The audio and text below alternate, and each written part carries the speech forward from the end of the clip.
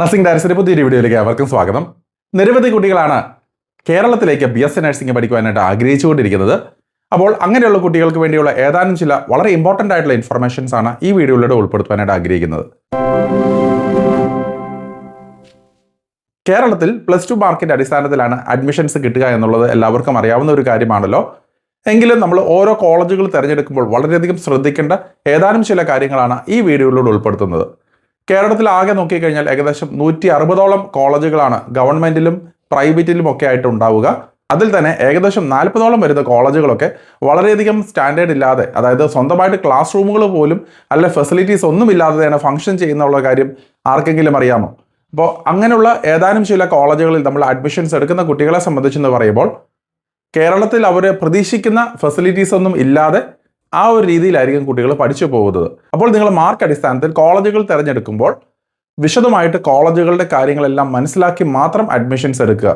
കേരളത്തിലായതുകൊണ്ട് തന്നെ ഏതെങ്കിലും ഒരു കോളേജിൽ കിട്ടിയാൽ എല്ലാം തികഞ്ഞു എന്നുള്ള രീതിയിൽ പലരും തെറ്റിദ്ധാരണകളുണ്ട്.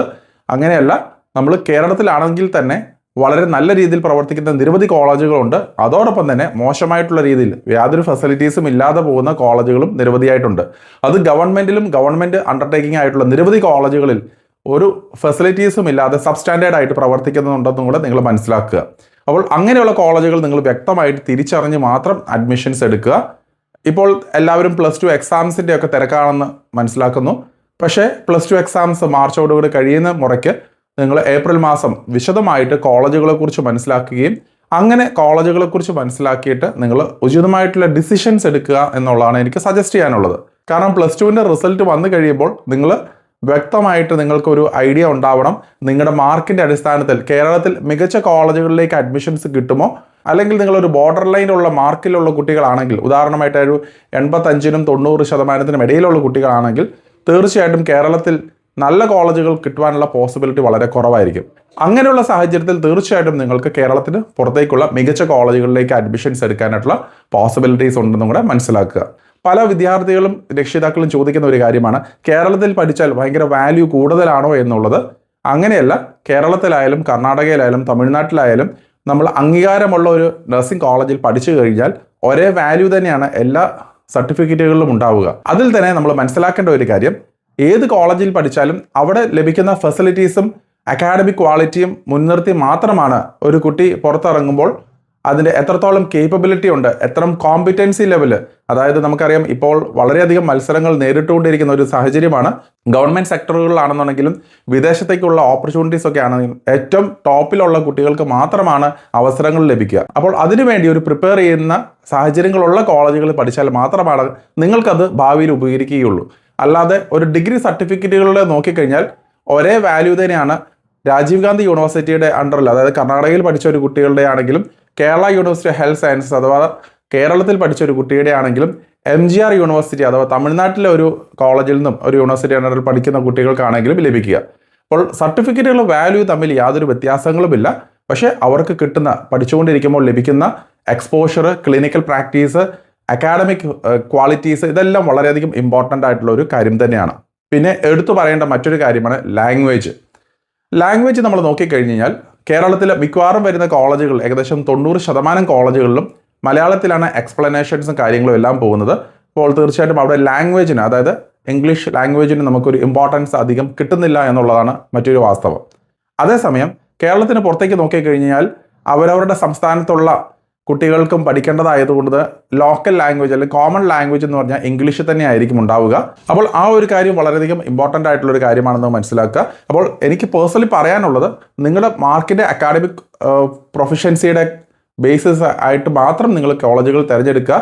കേരളത്തിലാണെങ്കിലും മികച്ച രീതിയിൽ പ്രവർത്തിക്കുന്ന നിരവധി കോളേജുകളുണ്ട്. കഴിഞ്ഞ വർഷമാണെന്നുണ്ടെന്നാണെങ്കിലും മികച്ച രീതിയിൽ നല്ല മാർക്കോടുകൂടിയുള്ള കുട്ടികൾ ഗവൺമെൻറ്റിലും സിമറ്റിലുമൊക്കെ ആദ്യം തന്നെ അഡ്മിഷൻസ് എടുക്കുകയും പിന്നെ അഡ്മിഷൻ ചെന്ന് ജോയിൻ ചെയ്ത് കഴിഞ്ഞതിന് ശേഷമാണ് അവർക്ക് മനസ്സിലായത് അതനുസരിച്ചുള്ള ഫെസിലിറ്റീസ് ഒന്നും അവിടെ ലഭിച്ചില്ല എന്നുള്ളത്. അപ്പോൾ അത് കഴിഞ്ഞതിന് ശേഷമൊക്കെ കോൺടാക്ട് ചെയ്യുകയുണ്ടായി. വൺസ് നമ്മൾ ഒരു കോളേജിൽ അഡ്മിഷൻ എടുത്തു കഴിഞ്ഞ് കഴിഞ്ഞാൽ പിന്നെ നമുക്ക് അവിടുന്ന് ഊരിപ്പോരുക എന്നുള്ളത് വളരെ ബുദ്ധിമുട്ടുള്ളൊരു കാര്യം തന്നെയാണ്. അത് കേരളത്തിലായാലും കേരളത്തിന് പുറത്തായാലും. അപ്പോൾ നിങ്ങൾ കോളേജുകളെക്കുറിച്ച് വ്യക്തമായിട്ട് മനസ്സിലാക്കുക. മാർക്കുള്ള കുട്ടികൾക്ക് നല്ല ഓപ്ഷൻസ് പ്രൈവറ്റിലാണെങ്കിലും അവൈലബിൾ ആണെന്നും കൂടെ മനസ്സിലാക്കുക. കേരളത്തിൽ പഠിച്ചിറങ്ങണമെങ്കിൽ ഏകദേശം ഭക്ഷണം താമസം എല്ലാം ഉൾപ്പെടെ ഒരു 8 ലക്ഷം രൂപയിൽ താഴെയാകുന്ന ചിലവുകൾ മാത്രമാണ് ഉണ്ടാവുക. അത് പലരും മനസ്സിലാക്കാത്ത ഒരു കാര്യമാണ്. അതുകൊണ്ട് തന്നെ നിങ്ങൾ പ്രൈവറ്റിലാണെങ്കിലും മികച്ച കോളേജുകളിലേക്ക് മാർക്കിൻ്റെ അടിസ്ഥാനത്തിൽ ഫെസിലിറ്റീസ് ഉള്ള കോളേജുകൾ നിങ്ങൾ പഠിക്കുക എന്നുള്ളതാണ് എനിക്ക് പേഴ്സണലി പറയാനുള്ളത്. അപ്പോൾ നമ്മൾ ഇതിനുള്ള പേഴ്സണൽ ഗൈഡൻസ് കാര്യങ്ങൾ നൽകുവാനായിട്ട് നമ്മളൊരു കമ്മ്യൂണിറ്റി ഗ്രൂപ്പുണ്ട്. ഫ്യൂച്ചർ നഴ്സിംഗ് എന്ന് പറഞ്ഞ കമ്മ്യൂണിറ്റി ഗ്രൂപ്പുണ്ട്. നമ്മൾ 1 ടൈം രജിസ്ട്രേഷൻ ഫീസായിട്ട് 100 രൂപയാണ് അതിൽ ചാർജ് ചെയ്യുന്നത്. അപ്പോൾ നിങ്ങൾക്ക് വീക്കെൻഡ് ക്ലാസ്സസും അങ്ങനെയുള്ള അപ്ഡേറ്റുകൾ കാര്യങ്ങൾ ലഭിക്കുവാനായിട്ട് ഈ പറയുന്ന ഫ്യൂച്ചർ നഴ്സിംഗ് എന്ന് പറഞ്ഞിട്ടുള്ള ആ കമ്മ്യൂണിറ്റി ഗ്രൂപ്പിൽ ജോയിൻ ചെയ്യാൻ സാധിക്കുന്നതാണ്. അപ്പോൾ നമ്മൾ അതിനെക്കുറിച്ചുള്ള കാര്യങ്ങളെല്ലാം ഇതിൻ്റെ അപ്ഡേറ്റുകൾ കാര്യങ്ങൾ വിശദമായിട്ട് നമ്മൾ വിശകലനം ചെയ്യുന്നതുമായിരിക്കും.